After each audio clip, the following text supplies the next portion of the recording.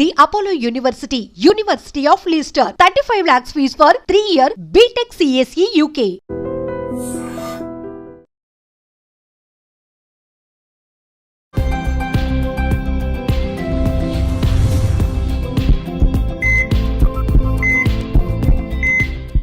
అందరికీ నమస్కారం. మన ఆయుర్వేదం ప్రోగ్రామ్కి అందరికీ స్వాగతం. సో కీళ్ళ నొప్పుల విషయానికి వస్తే చాలామంది పెద్దవాళ్ళల్లో చాలా ఎక్కువగా అనిపిస్తుంటుంది. ఇక వర్షాకాలం చలికాలం అయితే ఇంకా ఎక్కువగా కూడా ఈ బాధ అందరినీ బాధపడుతూ ఉంటుంది, కీళ్ళ నొప్పులు అనేది.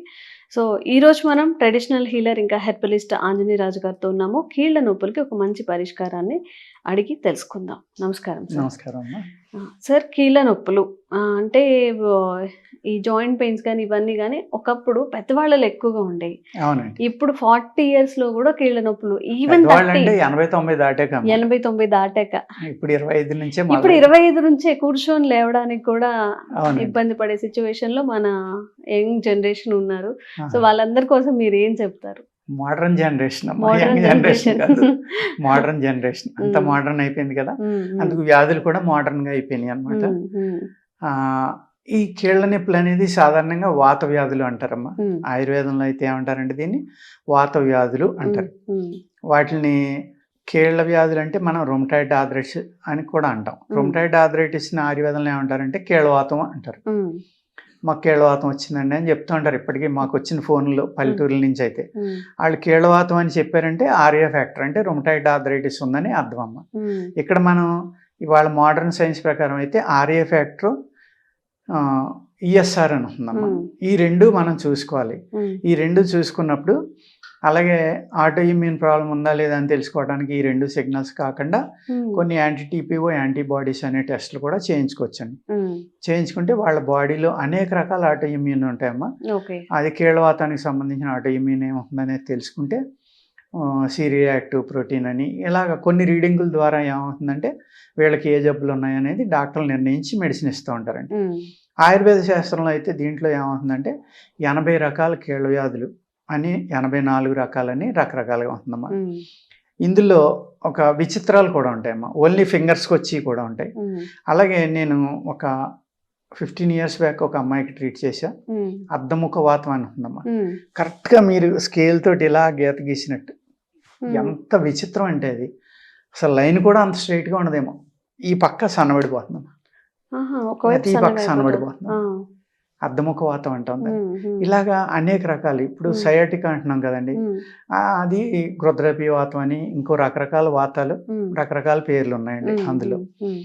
ఇలాగా హనుమత్ వాతం అంటారు, రకరకాల పేర్లు అనమాట. కొంతమంది తెరుచుకుని మూసుకోదు, లేకపోతే మూసుకుపోయి తెరుచుకోదు, లేకపోతే భుజాలు సన్నబడిపోతూ ఉంటాయి, చేతులు సన్నబడిపోతాయి, కాళ్ళు ఇలా రకరకాలు అనమాట. రకరకాల వాత వ్యాధులమ్మ. ఈ 80 రకాలని కొంతమంది 84 రకాలని పూర్వకాలంలో మనకు చరకుడు సుశ్రుతుడు ఇలాంటి వాళ్ళు అనేక మంది అనేక రకాలుగా దాన్ని వ్యాఖ్యానం చేయడం జరిగిందండి. ఈ 80 రకాలు కూడా మనకి ఇక్కడ నరాల నొప్పుల, ఎముకల నొప్పుల, మజిల్ పెయిన్, ఈ 3 చూసుకోవాలండి. ఈ 3 కూడా ఏంటంటే ఇక్కడ కూడా అసలు విరుద్ధ ఆహారం అనేది అన్ని జబ్బులకి కారణం. ఆహారం ఎక్కడికి వెళ్తుంది? మన పొట్టలోకి వెళ్తుంది. ఆ పొట్ట ఏంటి? మనకి బాడీకి అన్ని రకాలుగా ఆహారాన్ని అరిగించి ఏ అవయవాలకి ఏమేమి ఉండాలి వాటికి కావాల్సిన ఆహారం పంపడం, అవి మళ్ళీ ఆ ఫ్లూయిడ్స్ రిలీజ్ చేయడం, అవి మన బాడీ అంతా స్ప్రెడ్ అవ్వడం, ఇవన్నీ జరుగుతాయి. అంటే మేజర్ మెకానిజం ఎక్కడ జరుగుతుందమ్మా? పొట్టలో జరుగుతుంది. ఆ పొట్ట అనేది జాగ్రత్తగా చూసుకుని టైమ్లీ తింటా, దాంట్లో చెడు ప్రభావం అనేది లేకుండా, చెడిపోయిన ఆహారం తీసుకోకుండా, నిల్వ ఆహారం తీసుకోకుండా ఉంటే కనుక అనేక రోగాల నుంచి బయటకు పడటానికి అవకాశం ఉంటుందమ్మా. అదేవిధంగా ఇప్పుడు జనం ఏం చేస్తున్నారు? ఒక ఆనపకాయ రసం తాగితే మంచిదని ఎవరైనా చెప్పారు అనుకోండి, మొత్తం దేశం అంతా ఆనపకాయ రసం తాగేస్తున్నారు. అది తాగడం కూడా ఎలాగా? దాన్ని మెడిసిన్ లాగా యూజ్ చేయట్లేదు. దాన్ని మన శరీరం వెయిట్ ఎంత తాగితే మంచిదని కాకుండా అందరూ తలవారు గ్లాసు తీసుకోవడం, అందరూ తాగేయడం. ఈ రొమటాయిడ్ ఎవరైతే వాత వ్యాధులతో ఉన్నారో వాళ్ళకి చాలా ప్రమాదం అది. ఇంకా వాతం పెరిగిపోయి వాళ్ళకి భయంకరంగా పెరిగిపోతాయి ఈ నొప్పులు కానీ ఇబ్బందులు కానీ. అంచేత ఇలాగా లేకపోతే కీర మంచిది, అందరూ కీర తినేయడం చాలా కదా అని. ఈ విధంగా పెసరపప్పు మంచిది, మంచి ప్రోటీన్ అంట, అందులో చాలా బాగుంటుందంట, తినేయడం. ఏ అయితే వాతకర పదార్థాలు ఉన్నాయో, ఏ అయితే వాటర్ ఎక్కువ ఉన్నాయో అవి తీసుకోకూడదండి. మళ్ళీ ఇక్కడ బూడిద గుమ్మడికాయ పర్వాలేదమ్మా. అది కూడా చలవే. ఏది వాడినా కంటిన్యూ వాడకూడదు, ఓకే. కొన్నాళ్ళు గ్యాప్ ఇచ్చి మధ్య మధ్యన వాడుకుంటూ ఉండాలి. ఈ కరోనా వచ్చాక అనేక మంది అనేక రకాల డికాక్షన్స్ తాగేస్తున్నారమ్మా. నేరేడాకులని, జామాకులని, మామిడాకులని, లేకపోతే ఇంకా అది ఇది అని లేదు, ఏది దొరికితే అది. ఎవరో ఒకరు చెప్తున్నారు, అది ఫాలో అవుతున్నారు. లేకపోతే సొంటి పిప్పల్లి తాగుతున్నాం అని, లేకపోతే పసుపు వేసుకుని తాగుతున్నాం అని. పసుపు అనేది ప్రపంచ ప్రఖ్యాతిగాంచిందమ్మా ఇప్పుడు నిజం చెప్పాలంటే. ములగాకు, పసుపు, ఈ రెండు. మొరింగా అనేవాడికి అన్ని ఇతర దేశాల్లో కూడా విపరీతమైన డిమాండ్ అమ్మ దానికి. హయ్యెస్ట్ మినరల్స్, కాల్షియం ఇవన్నీ ఉంటాయి, అది చాలా మంచిదని. అదేవిధంగా పసుపులో ఉన్న కుర్కుమిన్ అనేది ఇన్ఫ్లమేషన్ కానీ అనేక రకాల వ్యాధులను తగ్గిస్తుంది. బాడీలో ఉన్నాయి ఒబిసిటీ తగ్గిస్తుంది, ఇన్ఫ్లమేషన్ తగ్గిస్తుంది, బ్యాక్టీరియాని చంపుతుంది, anti bacterial, anti fungal, at the same time immunity పెంచుతుంది. ఇలాగా ఈ ఆహారాలను మార్చుకుని మనం ఇటువంటి సీజనల్ ఫుడ్స్ జాగ్రత్తగా తీసుకుంటా, ఎవరో చెప్పారని మన శరీర తత్వాన్ని చూసుకోకుండా ఏది పడితే అది తినకుండా జాగ్రత్తగా తీసుకుంటే కనుక త్రికటుకాలు అనేది వాత వ్యాధుల మీద ఎక్కువే పనిచేస్తుందమ్మా. ఆ త్రికటుకాల్లోనే ఇంకా కొన్ని రకాలు కలిపి మన ఇది తేజ్పత్తా అంటాం మేము, బిర్యానీ ఆకు, దాన్ని ఆకుపత్రి అంటారమ్మా. అది ఆకలిని పెంచుతుంది, వాతాన్ని తగ్గిస్తుంది, రక్తశుద్ధి చేస్తుంది. ఇలాగా కొన్ని కొన్ని కాంబినేషన్స్ తోటి చేసి ఈ వాతాల మీద ఇస్తారమ్మా. అందులో గుగ్గిలం అనేది కూడా చాలా ఫేమస్ అన్నమాట. ఈ వాత వ్యాధుల మీద శిలాజిత్తు, గుగ్గిలం, ఆయుర్వేద శాస్త్రంలో ఆ కాంబినేషన్లో కూడా అనేక రకాల మందులు ఉన్నాయండి. పూర్వం రసశాస్త్రం ఉండగా అయితే ఏంటంటే, ఇప్పుడు కూడా ఉందిలేండి, లేదని కాదు నేను చెప్పేది, రసౌషధాలు వాడితే కిడ్నీలు పోతాయి, మెటల్స్ వాడితే అనేది మన ట్రెడిషన్లో ఏంటంటే, ఏదైతే భారతీయ జ్ఞానం అనేది ఉందో, విద్య కానీ విజ్ఞానం కానీ, దాన్ని పాడు చేయాలి అంటే ఏం చేయాలంటే, ఈ భస్మాలు తింటే ప్రమాదము, భస్మాలు తింటే మీరు కిడ్నీలు పోతాయి, లివర్ పోతుంది అనేది గుడ్డిగా చెప్పడం, గుడ్డిగా నమ్మటం అలవాటైపోయిందమ్మా. అదే భస్మాన్ని, బంగారాన్ని అమెరికాలో లాస్ట్ 15-20 years నుంచి నానో టెక్నాలజీ ద్వారా భస్మం చేసి బ్రెయిన్ క్యాన్సర్ మీద, అనేక రకాల క్యాన్సర్స్ మీద వాడడం, అది మంచి ఫలితాలను ఇవ్వడం జరుగుతుందండి. మనం చేయకూడదు, వాళ్ళు చేయొచ్చు.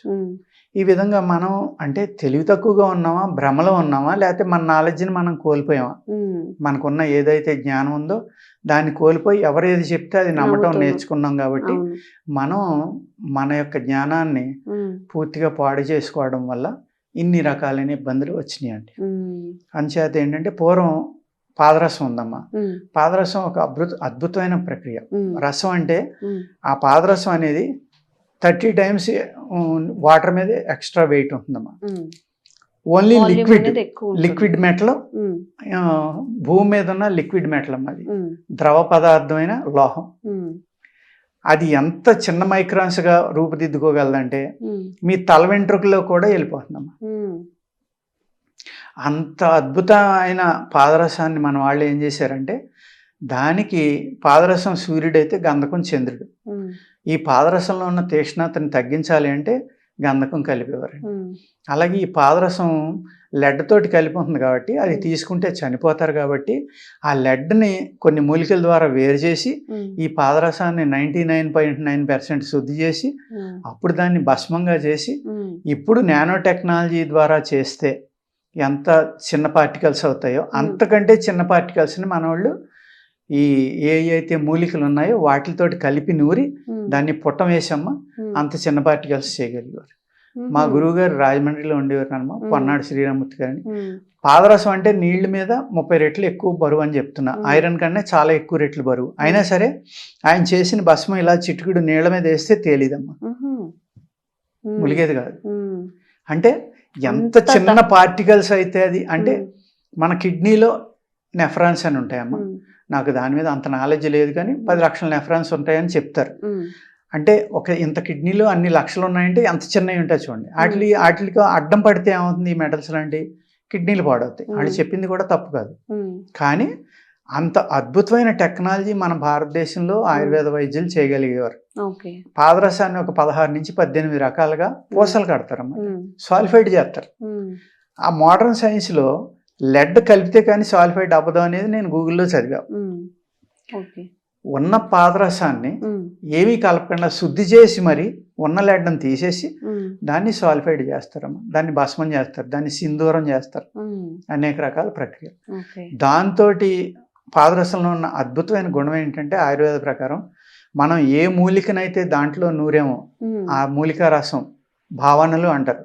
ఒకే మూలికని ఒక వారం రోజులు ఆ పాదరసంలో వేసి నూరదాని ఉంటాం. ఆ మూలికలో ఉన్న మెడిసినల్ ప్రాపర్టీస్ అన్నీ అది తీసేసుకుంటుంది. దాన్ని భస్మం చేస్తాం. చేసినప్పుడు ఆ మైన్యూట్ పార్టికల్స్ కింద అవుతుంది. ఈ మూలికల యొక్క శక్తిని అది తీసుకుని ఆ పార్టికల్స్ శరీరానికి అందిస్తాయి. అది కూడా అది చేరలేని ప్రదేశం అంటూ మీ శరీరంలో ఏది మిగలదు కాబట్టి దాన్ని ఒక క్యారియర్గా, ఒక అద్భుతమైన మెడిసిన్గా మన పూర్వీకులు వాడడం జరిగిందండి. వీళ్ళు అనేక రకాల మెటల్స్ని, అనేక రకాల స్టోన్స్ని వజ్రభస్మ అంటారు, పగడ భస్మ అంటారు, అన్నిని ప్రవాళ భస్మ అంటారు, లోహ భస్మం అంటారు, అయస్కాంత భస్మం అంటారు. అసలు వీళ్ళు భస్మం చేయిందంటూ ఈ భూమి మీద ఏది లేదు. మెటల్స్, స్టోన్స్ కూడా చేసి వాటిని అనేక రకాల మూలికలతోటి కలిపి ఇవ్వడం వల్ల మన శరీరంలో ఏ ఏ భస్మాలు అయితే మనం అంటున్నామో అవన్నీ కూడా న్యాచురల్గానే మన శరీరంలో ఉంటాయమ్మా. యోగశాస్త్ర ప్రకారం అయితే సూక్ష్మ బ్రహ్మాండం అంటాం మన శరీరాన్ని. అంటే ఈ సృష్టిలో ఏదైతే ఉందో ఆ సృష్టిలో ఉన్న అన్నీ కూడా మన శరీరంలో ఉంటాయి అని అర్థం. అక్కడ మన బాడీలో లేని ఇక్కడ బయట ఉండవు, బయట లేని మన బాడీలో ఉండవు. అందుకే సూక్ష్మ బ్రహ్మాండం అన్నారు. దీనికి ఒక కథ కూడా చెప్పారమ్మా. కృష్ణుడు మట్టి తిన్నాడని యశోద చెవు పట్టుకుంటే నోరు ఆవలించి బ్రహ్మాండాన్ని చూపిస్తాడు. అంటే సృష్టి అంతా నాలోనే ఉంది అని. అదే విధంగా ప్రతి మనిషిలోనే ఉంటున్నాం. అది చూపించడం చదవాలి. అలాగా అక్కడ దాని అర్థం ఏంటంటే, నేను అర్థం చేసుకున్నది ఏంటంటే, ఈ సృష్టి అంతా మనలోనే ఉంది కాబట్టి అన్ని మెటల్స్, అన్ని లోహాలు కానీ, అన్ని విషాలు కానీ, అన్ని వైరస్లు కానీ బాడీలోనే ఉంటాయమ్మా. కొత్తగా బయట నుంచి వచ్చే ఏమి ఉండవు. అవి రూపాంతరం చెంది రకరకాల జబ్బులుగా రావచ్చు తప్ప మన బాడీలో 1,80,000 వైరస్లు ఉంటాయని ఒక అమెరికన్ సైంటిస్ట్ చెప్పాడు. 1,80,000 2 లక్షలని కొంతమంది అంటారు, రకరకాలుగా చెప్తారమ్మా. అది మనం ఏంటంటే యూట్యూబ్లో చూసి మనం చెప్పి తప్ప అది నిజం అవుతుంది అనేది జస్ట్ మనం ఇక్కడ సంభాషించుకోవడానికి మట్టుకే. అందుచేత ఈ కీళ్ల నొప్పులకి గుగ్గిలం అనేది ఎక్కువ వాడమ్మా. గుగ్గిలంతో ఆయిల్స్ చేస్తారు. అందులో మహిషాక్షి గుగ్గిలం అనేది ఎక్కువ బాగా నొప్పులు తగ్గిస్తుందమ్మా. అదే మన మామూలుగా రత్నపురి గుగ్గిలం అని ఉంటుంది, అది ఏమో రక్తశుద్ధికి బాగా పనిచేస్తుంది. ఇలాగా అక్కడ ఉన్న పేషెంట్ని బట్టి, ఆయన శరీర తత్వాన్ని బట్టి ఇది వాడాలా అది వాడాలా అని అనేక రకాలుగా చేసుకున్నామా. ఎముకల నొప్పులకి అయితే ఆ గుగ్గిలం శుద్ధి చేసుకుని జాగ్రత్తగా ఆవు పాలు ఆవిరి మీద శుద్ధి చేస్తారు, ఉడకబెట్టి శుద్ధి చేస్తారు. చేసిన దాంట్లో బెల్లం కలిపి మాత్ర కట్టిస్తారు. లేకపోతే ఇప్పుడు మైసాక్షి గుగ్గిలం ఉందనుకోండి, అది ఆయిల్లో కలిపి మిక్సీ చేసుకుని బాగా నూరుకుంటే కొన్ని రోజుల పాటు ఈ గుగ్గిలంలో ఉన్న శక్తి అంతా తీసుకుంటుంది. ఆయిల్ రాసుకుంటే మీకు నొప్పులు చాలా చక్కగా తగ్గుతాయి. అదేవిధంగా ఇప్పుడు మెత్త రసంతో చేస్తారు. లేకపోతే అనేక రకాల మూలికలమ్మా ఈ నొప్పులు తగ్గించడానికి ఏమున్నాయి, ఆ మూలికల యొక్క రసాలతోటి, ఆ మూలికల యొక్క విత్తనాలతోటి కానీ, ఆకుతోటి కానీ, తొక్కతోటి అంటే బార్క్ అంటాం కదమ్మా, తాట అంటాం, ఆ తాటతోటి కానీ అనేక రకాల కాంబినేషన్స్ తోటి ఈ వాత వ్యాధులు తగ్గించడానికి చాలా రకాలైన ఉన్నాయమ్మా ఫార్ములాస్. అంటే 80 రకాల వాత వ్యాధులు ఉన్నాయని మీకు మన పూర్వీకులు చెప్పగలిగినప్పుడు ఒక్కొక్క దానికి 5 తయారు చేసినా 400 రకాల మందులు ఉంటాయమ్మా వాత వ్యాధులు తగ్గించడానికి. ఇందులోనే ఈ వాత వ్యాధుల్లోయే రొమటాయిడ్ ఆర్థరైటిస్, ఆస్టియోపోరోసిస్, ఇవన్నీ కూడా మళ్ళీ ఆటో ఇమ్యూన్లోకి వస్తాయి. అవి కూడా తగ్గించుకోవచ్చండి ఆయుర్వేదంలో. చక్కని మందులు ఉన్నాయి ఉపశమనం కోసం కానీ, తగ్గించుకోవడానికి కానీ. కానీ ఆహారం చాలా చక్కగా పాటించాలమ్మా. ఎవరైతే వాత వ్యాధులు ఉంటాయో వాళ్ళు పెసరపప్పు, ఆనపకాయ, దోసకాయ ఇలాంటివి తక్కువ తింటాం. అలాగే చింతపండు, కొత్తగా వచ్చిన చింతపండు, చింతకాయలు, గుమ్మడికాయ, వంకాయ, గోంగూర ఇలాంటివి తినబోవటం, ఇలాగ కొన్ని జాగ్రత్తలు తీసుకుంటే న్యాచురల్ గానే కొంత ఉపశమనం వస్తుందండి. వాటికి సపోర్ట్ గా ఈ మెడిసిన్స్ కనుక తీసుకుంటే చక్కగా 90% పైన ఫలితాలు వచ్చి ఉపశమనం రావడానికి చక్కని అవకాశం ఉందండి. ఓకే, సో కీళ్ళ నొప్పులతో బాధపడే వాళ్ళు ఎవరైనా సరే సార్ చెప్పిన ఈ ప్రికాషన్స్ అనేవి పాటించండి. Food habits and lifestyle చేంజెస్తో కూడా మనం వాటన్నింటిని కూడా దూరం చేసుకోవచ్చు అని చెప్తున్నారు. మరి ఇంకొన్ని వీడియోస్ మీకు అవేర్నెస్ కల్పించేలాగా చేస్తూనే ఉంటాము. Thank you sir. నమస్కారం. Sir, one life lesson what medicine has taught you. Whatever you can do without expecting. But I really believe మన పాజిటివ్ యాటిట్యూడ్ ఉంటేనే మనం ఏదైనా సాధించగలం. గట్ ని మనం కరెక్ట్ గా డీల్ చేసినట్లయితే అది మనకి పాజిటివ్ హార్మోన్స్ ని రిలీజ్ చేస్తుంది. షుగర్ వచ్చిన వాళ్ళ పరిస్థితి ఏంటి? పొట్ట దగ్గర పెరిగితే దాన్ని ఆండ్రాయిడ్ అంటారు, ఆండ్రాయిడ్ ఫోన్ కదా. అసలు థాట్స్ ఎందుకు వస్తాయి? బ్రెయిన్ డెడ్ అంటే దానికి ప్రపంచం అంతా కూడా కొన్ని నిర్దిష్టమైనటువంటి లక్షణాలు ఉంటాయి. మానసికంగా ధైర్యంగా ఉంటే క్యాన్సర్ జయించవచ్చు. You are a doctor for a cause sir, అంతే. వాళ్ళకి వచ్చిన ఆదాయం కాకుండా ఫ్రీ సర్వీస్ ఎంతమందికో చేస్తారు.